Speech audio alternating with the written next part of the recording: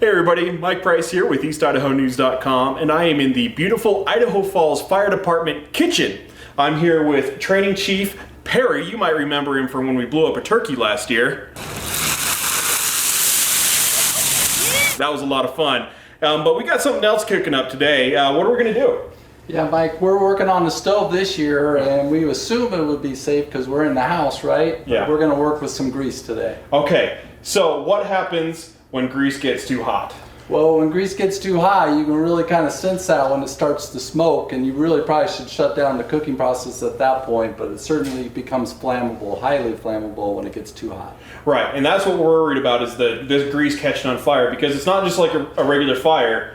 You gotta be careful with putting this out. Yeah, if you don't put it out the right way, if you add water to this, which is what a lot of people would want to do, it's going to make it 10 times worse. Right, so what happens? Let's talk about that. What happens when water is thrown on a grease fire? So water just adds to the heat, and really what you get is it starts basically sparkling and spitting that grease out all over your counter, and then that adds to the fire outside of the stove. Okay, so if you remember last year with the turkey, that's what happened. We dumped it into really hot grease, a turkey that was still frozen, so full of water, and flames everywhere. That's right. And so that same thing can happen here in the kitchen, and I imagine this happens fairly frequently. Well, yeah, if you look at the numbers, about 160,000 home structure fires in the United States alone in 12-month period.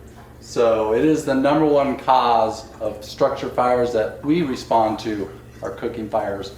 And when you add Thanksgiving, Christmas Eve, and Christmas, those are our 3 busiest times of the year. Oh, I'm sure. That's incredible. So let's go ahead and take a look at how we deal with a cooking fire, a grease fire. Let's do it. Okay, Chief Perry, we got a fire started. We had some oil that got too hot, spilled over the edge, got caught on the burner.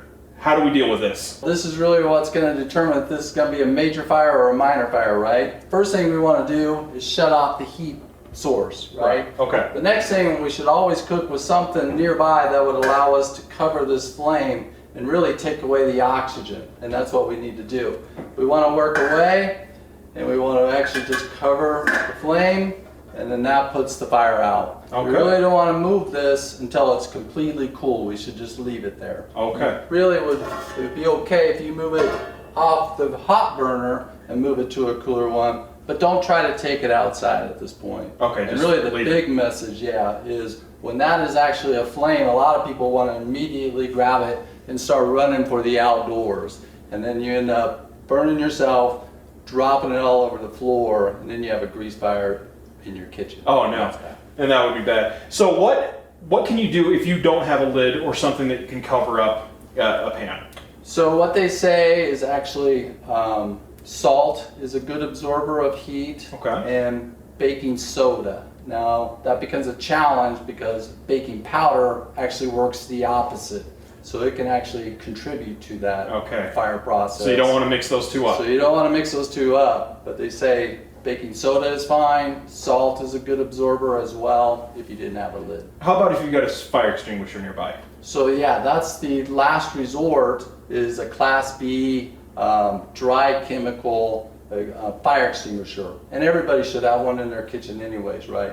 The problem or the challenge is that if you get too close, that there's a lot of power behind that extinguisher, and it could actually push it out of your pan onto your countertops, for instance. But certainly that is an option as well. Okay. Well, Chief Perry, thank you so much for letting us see how this is done, and thank you for watching. Now, be careful this holiday season. We got Thanksgiving, Christmas, and whatever else you celebrate. So be careful, and don't have to call these guys out.